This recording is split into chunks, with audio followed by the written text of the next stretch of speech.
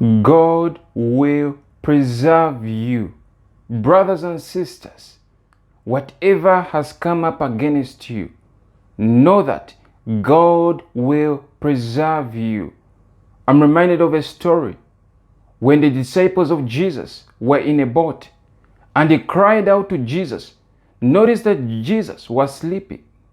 But when they cried out to him, Jesus rose up and he rebuked the storm. He rebuked the storm and he said, "Be quiet, be still." And it was so. And the disciples were surprised.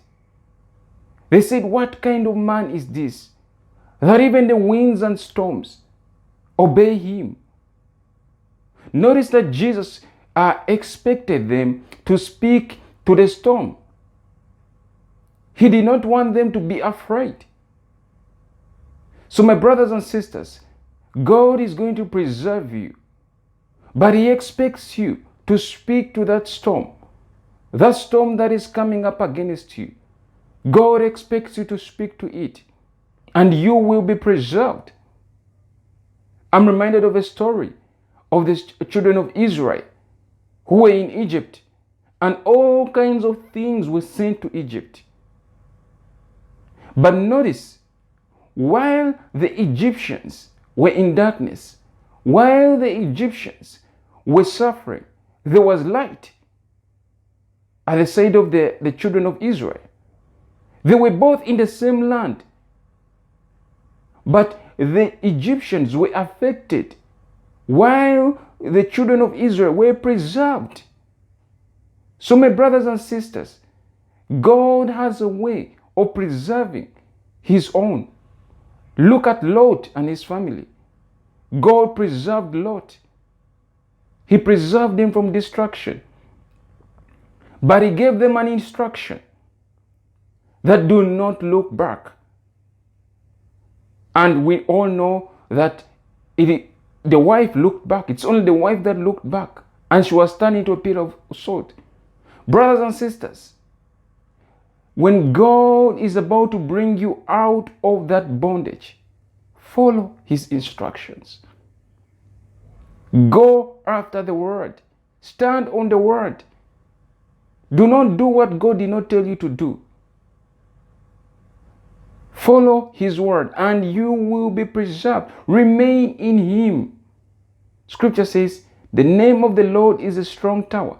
The righteous man runs to it and he is safe." When you run out to the name of the Lord, you will be safe. But when you run and go to other things, destruction will be there. So it is very important that you follow God. Do not follow another man's voice. Do not follow the voice of the media. Do not follow the voice of your friends, but follow the voice of God. And you will be directed. You will be preserved.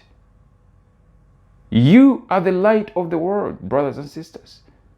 The salt of this world. And God will preserve his light.